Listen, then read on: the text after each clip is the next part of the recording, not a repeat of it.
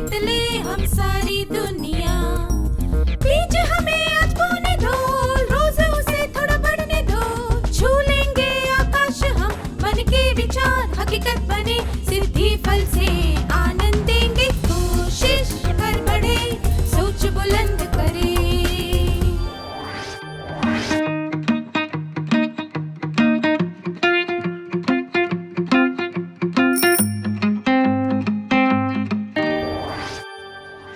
नमस्ते छात्रों, आप सबको देखकर खुशी हुई। आज के सत्र की शुरुआत हम एक प्रश्न से करेंगे। कल्पना कीजिए कि आपके सामने मिठाइयों से भरी एक थाली है और आपको उनमें से एक मिठाई उठानी है। आप क्या करेंगे? तो आप 1-2 सेकंड के लिए सारी मिठाइयाँ देखेंगे, फिर जो मिठाई आपको स्वाद के अनुसार या दिखावट के अनुसार ज़्यादा अच्छी दिखेगी, आप वो चुन लेंगे। एक प्रश्न के जो जवाब हो सकते हैं वे विकल्प कहलाते हैं, और जो जवाब अंत में चुन लिया जाता है वो निर्णय होता है।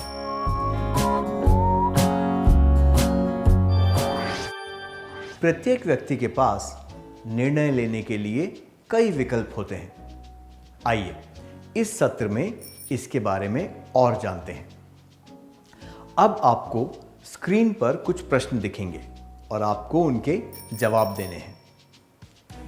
आपका मनपसंद खेल कौन सा है? आपका मनपसंद रंग कौन सा है?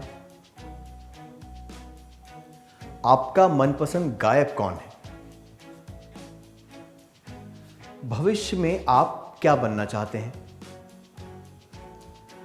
आपका मनपसंद वाहन कौन सा है? आज शाम को आप कहां जाना चाहते हैं?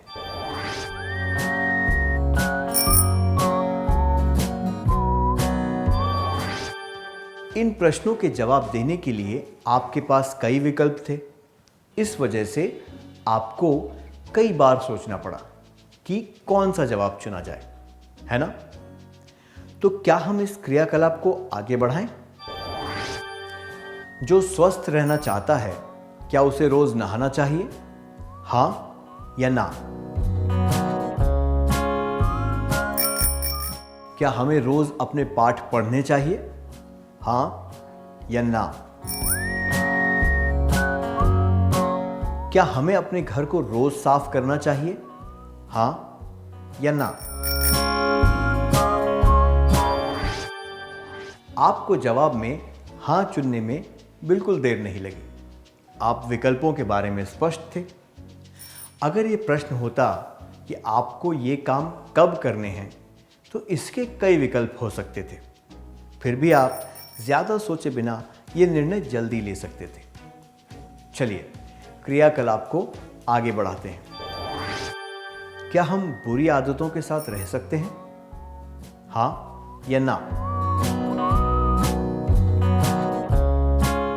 अगर हम दूसरों पर धौंस जमाएं तो क्या ये ठीक होगा? हाँ या ना? क्या दूसरों के साथ बेईमानी करना ठीक होता है? हाँ या ना? इन प्रश्नों के लिए ना जवाब देने में आपको कोई परेशानी नहीं हुई, क्योंकि विकल्प स्पष्ट थे। ये प्रश्न हमारे सिद्धांतों और नीतियों पर आधारित थे, इसलिए हम जल्दी से निर्णय ले पाए। अब फिर से क्रियाकलाप करते हैं। क्या हमें मातृभाषा के अलावा कोई और भाषा सीखनी चाहिए? हाँ या ना? क्या सबको कुछ शौक होना चाहिए? हाँ या ना? क्या सबको अपनी परिस्थिति के हिसाब से दान करना चाहिए? हाँ या ना? क्या सबका एक विश्वसनीय मित्र होना चाहिए? हाँ या ना? प्रत्येक व्यक्ति अपनी व्यक्तिगत धारणाओं के आधार पर इनका जवाब देता है। इन प्रश्नों के जवाब देते समय कोई परेशानी नहीं होती, क्योंकि जवाब स्पष्ट होते हैं। हमने इससे क्या सीखा? जब विकल्प स्पष्ट होते हैं तो निर्णय लेना आसान होता है। अब एक और क्रियाकलाप करेंगे। जब आपने कोई नया शौक या नया हुनर सीखने के बारे में सोचा या किसी की मदद करने के बारे में सोचा, तब आपके पास कई विकल्प रहे होंगे। तब आपने निर्णय कैसे लिया? क्या आप इसके बारे में सबको बता सकते हैं?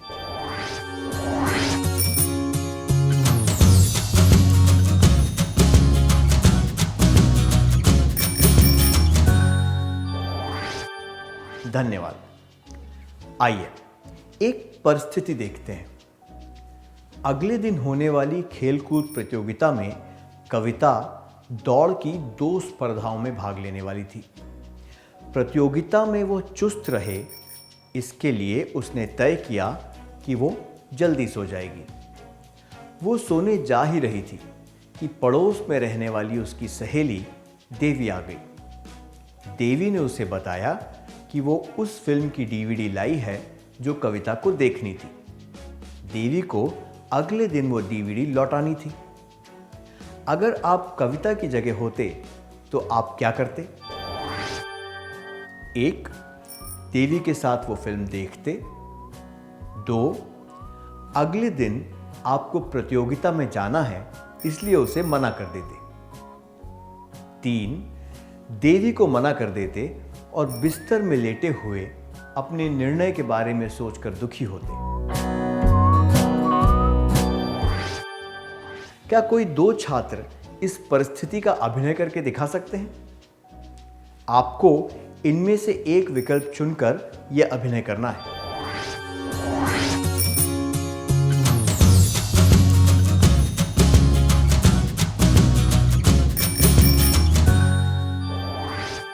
धन्यवाद। अगर कविता खुद को चुस्त दुरुस्त रखना चाहती है तो उसे प्रतियोगिता से पहले अच्छी तरह आराम करना होगा। देवी को सही कारण बताते हुए उसे वो फिल्म नहीं देखनी चाहिए। अगर वो फिल्म देखेगी या फिर अपने निर्णय के बारे में दुखी होकर ठीक से नहीं सो पाएगी तो उसे प्रतियोगिता से पहले पूरा आराम नहीं मिलेगा। हमने इससे क्या सीखा? निर्णय लेने के लिए हमें अपनी ज़रूरत और उद्देश्य के बारे में पूरी तरह स्पष्ट होना चाहिए। मैं दोहराता हूं, निर्णय लेने के लिए हमें अपनी ज़रूरत और उद्देश्य के बारे में पूरी तरह स्पष्ट होना चाहिए। अगर हम अपनी ज़रूरत या उद्देश्य के बारे में स्पष्ट नहीं होंगे तो क्या होगा? आइए एक परिस्थिति के द्वारा ये जानने की कोशिश करते हैं। कमल की बड़ी इच्छा थी कि वो समाज के लिए कुछ करे। जब वो बैठे बैठे इस बारे में सपने देख रहा था, तब उसे ये ख्याल आया कि वो अपने आस पड़ोस में पेड़ पौधे उगा सकता है। पर वो सोचने लगा कि ये उपयोगी होगा या नहीं।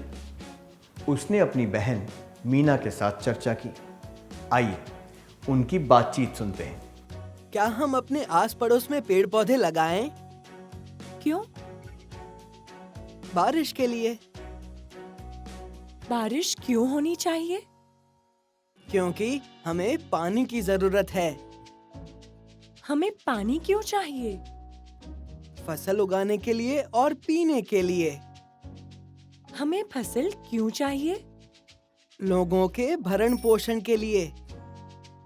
लोगों का भरण पोषण क्यों होना चाहिए? जिंदा रहने के लिए और अच्छी तरह जीने के लिए। तो फिर ठीक है, चलो पेड़ लगाते हैं। हमने इससे क्या सीखा?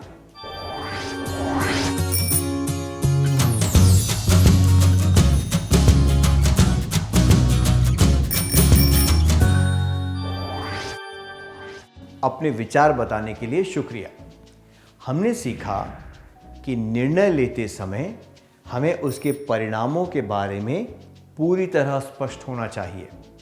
मैं दोहराता हूं, निर्णय लेते समय हमें उसके परिणामों के बारे में पूरी तरह स्पष्ट होना चाहिए।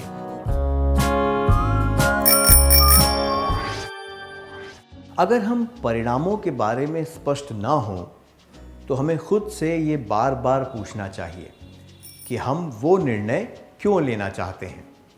हमें ये प्रश्न तब तक पूछना है जब तक कि हमें संतोषजनक उत्तर न मिल जाए। यह संभव है कि 7वीं बार क्यों पूछने से पहले हमें एक उचित उत्तर मिल जाएगा। इस उदाहरण में 5 बार क्यों पूछने के बाद हम पेड़ लगाने के सकारात्मक परिणाम जान पाए, है ना? अगर किसी निर्णय के परिणामों के बारे में स्पष्ट रूप से पता हो तो हम बेहतर तरीके से निर्णय ले पाते हैं और परिणामों का सामना करने के लिए भी अच्छी तरह तैयार होते हैं। आइए अब इस बारे में जानते हैं कि कोई काम करना है या नहीं, इसका निर्णय कैसे लिया जा सकता है।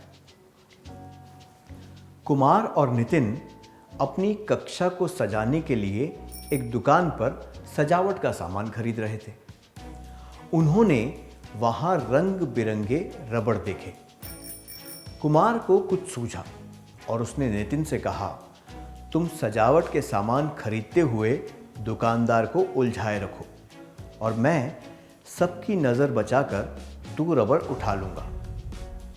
अगर आप नितिन की जगह होते तो आप क्या करते? 1. कुमार की बात मान लेते। 2.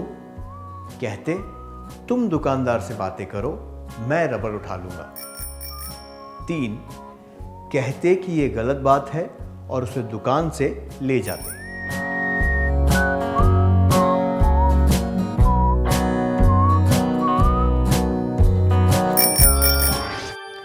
कुमार की बात मानना भी चोरी करने जितना बुरा काम है, क्योंकि आप एक गलत काम में साथ दे रहे हैं। ऐसा कहना कि तुम दुकानदार से बातें करो, मैं रबड़ उठा लूंगा, यह तो चोरी करना ही होता है। इसलिए ये बेहतर होगा कि आप उसे कहें कि ये काम गलत है और उसे दुकान से दूर ले जाएं, है ना? आप ऐसा क्यों करेंगे? आप ऐसा करेंगे क्योंकि आपने ये निर्णय लिया था कि आप चोरी नहीं करेंगे और ऐसे काम में कुमार का साथ भी नहीं देंगे। आपने अपने जीवन के सिद्धांतों के आधार पर यह निर्णय लिया। दूसरे शब्दों में कहें तो आप स्पष्ट हैं कि अगर कोई काम आपके सिद्धांतों के विरुद्ध है तो आप वो काम नहीं करेंगे। अब एक और परिस्थिति लेते हैं। जब चित्रा स्कूल जाने के लिए तैयार हो रही थी, तब उसकी मां ने उसे कहा कि वो स्कूल से जल्दी आ जाए। वो अपने भाई से मिलने जा रही थी और उसे साथ ले जाना चाहती थी। चित्रा मान गई, पर अचानक गणित की एक विशेष क्लास घोषित हुई। उसे लगा कि वो अपने मामा से और किसी दिन मिल लेगी, इसलिए उसने ये निर्णय लिया कि वो विशेष क्लास के लिए शाम को जाएगी। आपको क्या लगता है, उसने ये निर्णय क्यों लिया? चित्रा के पास 2 विकल्प थे, क्लास के लिए रुकना या मामा से मिलने जाना। उसने क्लास में जाने का निर्णय लिया और अपनी प्राथमिकताओं को ध्यान में रखते हुए मामा से मिलना टाल दिया। क्या आपने अपनी प्राथमिकताओं को ध्यान में रखते हुए कभी किसी से मिलने का कार्यक्रम रद्द किया है? क्या आप इसके बारे में सबको बताना चाहेंगे?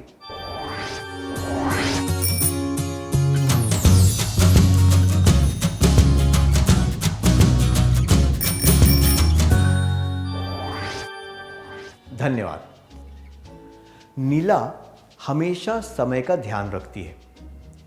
एक दिन जब वो पढ़ाई कर रही थी, तब उसकी सहेली मीरा ने उससे पूछा कि क्या वो उसके साथ टहलने चलेगी। नीला ने उसे विनम्रता से मना कर दिया और कहा कि वो पढ़ाई कर रही है। क्या आप दोनों इस परिस्थिति का अभिनय करके दिखा सकते हैं?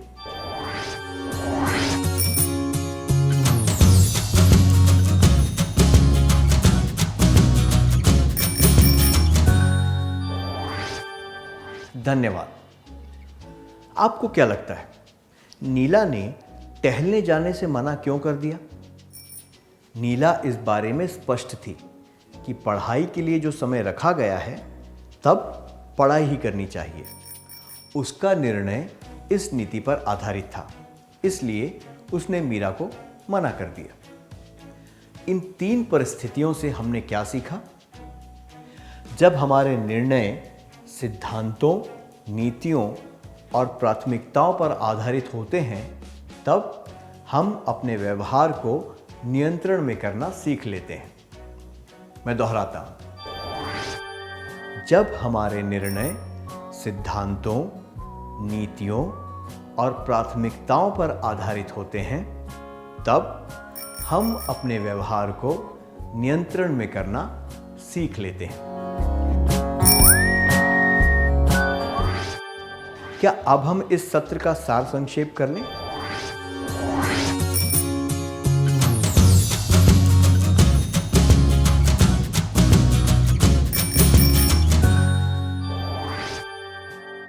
जब विकल्प स्पष्ट होते हैं तो निर्णय लेना आसान होता है।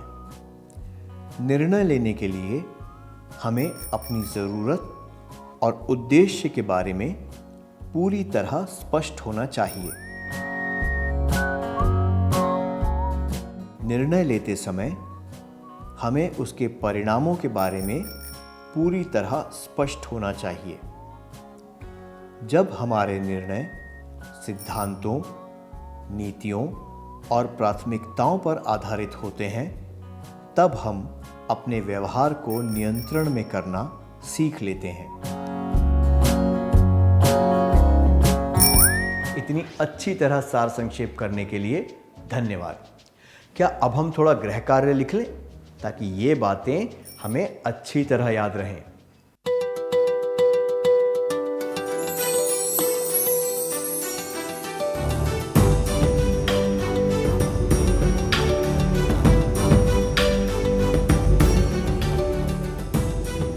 प्रश्न 1।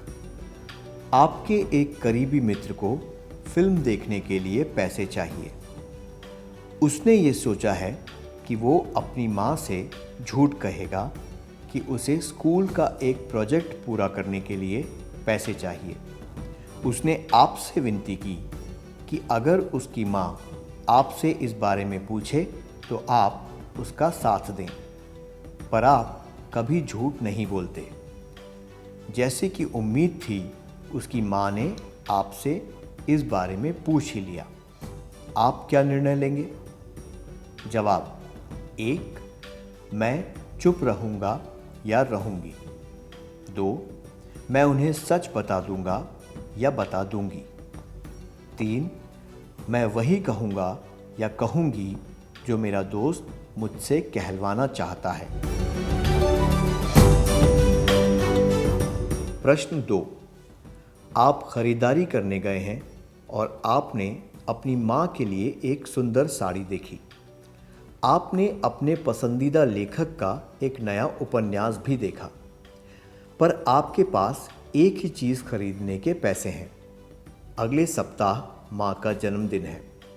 अगर आप वो उपन्यास खरीदेंगे तो आपके मित्रों में सबसे पहले आपने ही वो खरीद कर पढ़ा होगा।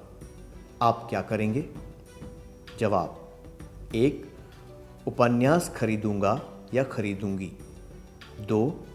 साड़ी खरीदूंगा या खरीदूंगी। 3.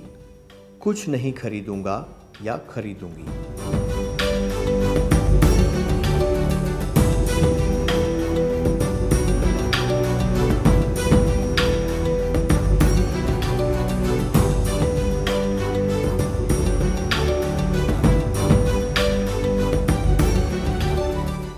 क्या आप अगले सत्र में आने से पहले ये कार्य पूरा करके लाएंगे?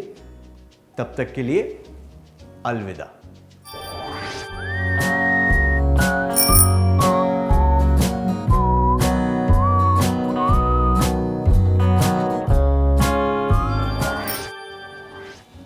नमस्ते छात्रों, मुझे यकीन है कि आपने गृह कार्य पूरा कर लिया होगा। क्या हम उत्तर जांच लें?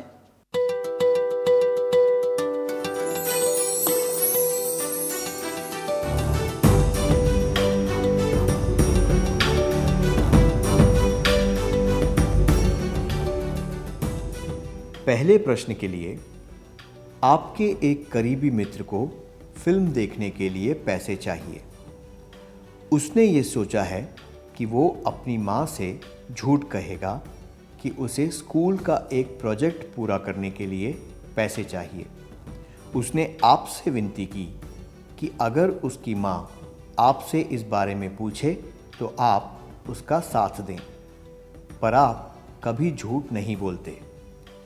जैसे कि उम्मीद थी, उसकी माँ ने आपसे इस बारे में पूछ ही लिया। आप क्या निर्णय लेंगे? ये जवाब कि मैं वही कहूँगा या कहूँगी जो मेरा दोस्त मुझसे कहलवाना चाहता है, और ये जवाब कि मैं चुप रहूँगा या रहूँगी अनुचित है। ये आपकी सच बोलने की नीति के विरुद्ध है।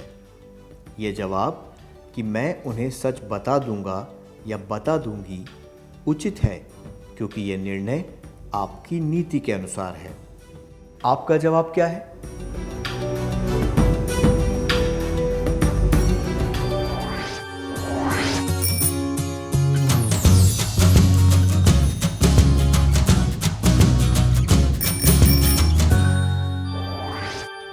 प्रश्न 2 के लिए आप खरीदारी करने गए हैं और आपने अपनी माँ के लिए एक सुंदर साड़ी देखी।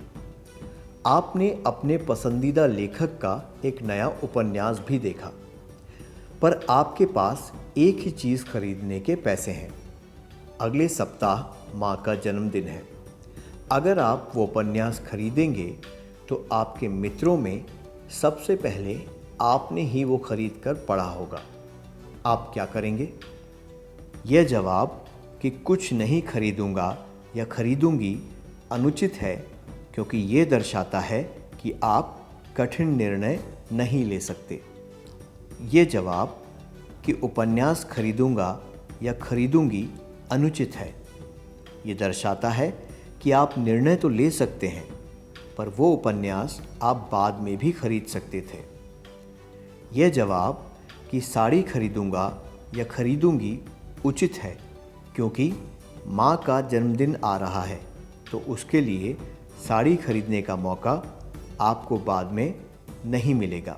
सबसे पहले उपन्यास खरीदकर अपने दोस्तों के सामने शेखी बघारने से ज़्यादा प्राथमिकता माँ के प्रति आपके प्रेम को देनी चाहिए। आपका जवाब क्या है?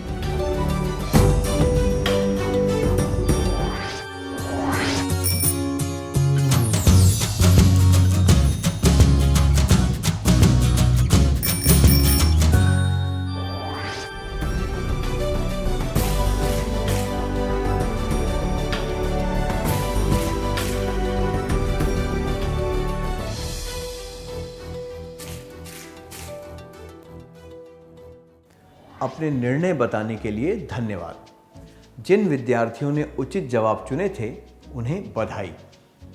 क्या हम अगले सत्र की ओर बढ़ें?